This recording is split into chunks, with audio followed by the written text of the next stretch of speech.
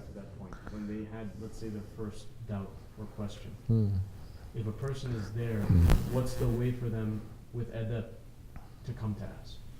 With manners, because I know from people like that, they say, oh, if we're going to come, we're going to get yelled at, or da-da-da-da. This is the excuse that they give. Right? They say, if we're going to come, he's going to yell at us, we're going to be shamed.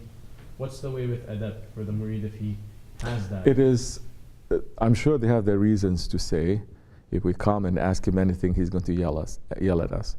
It's true. It's true. But you also forget, there are so many times, like right now, I'm answering questions without yelling. That is also true, isn't it? Yes. Isn't it? Privately or publicly.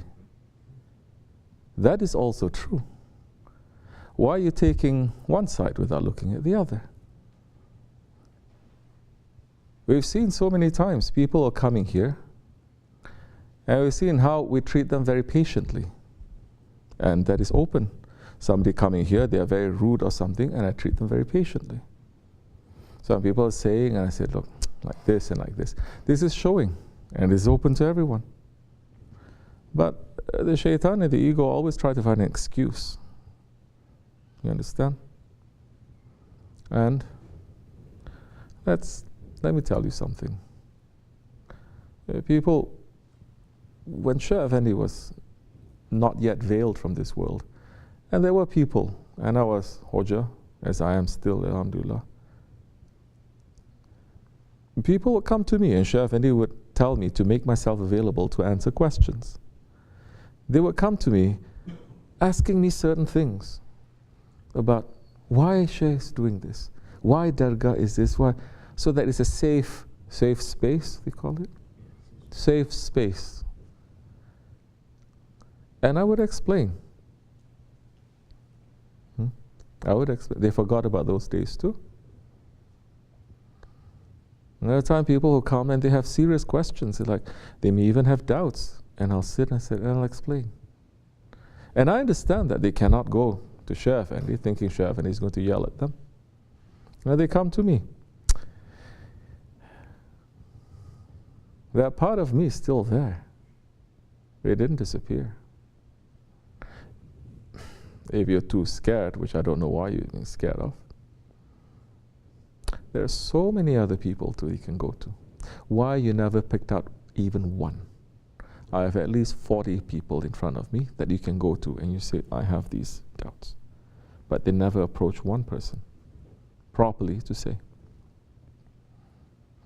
If they approach, it's just to pull that one to their side. It's not to ask. So, no, that is a very lousy excuse to say he's just going to yell. Because if you are also going to ask things that are very things that are so simple, and I'm trying to explain over and over and over again to you, and you don't want to see it, and you become very stubborn, and I'm trying 1,000 ways to reach to you, and I cannot. Yes, that is a time where I'm going to say, listen, sit down. Stop all of that nonsense. Yes, I'm going to.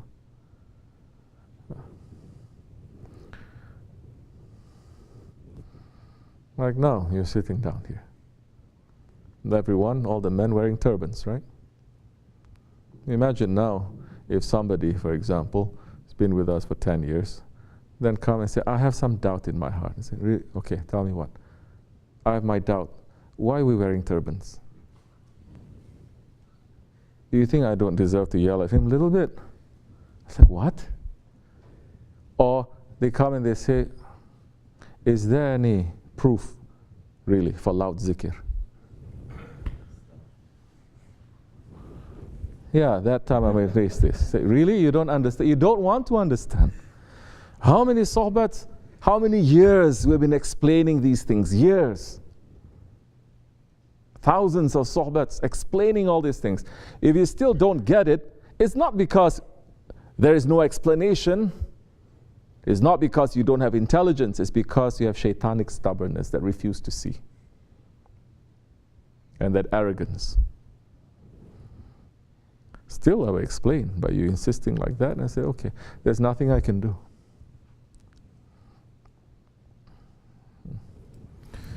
So, as they like, inshallah.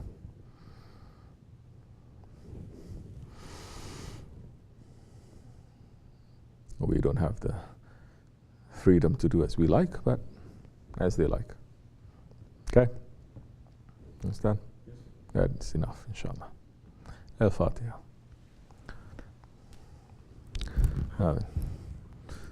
Any other questions? Anyone else?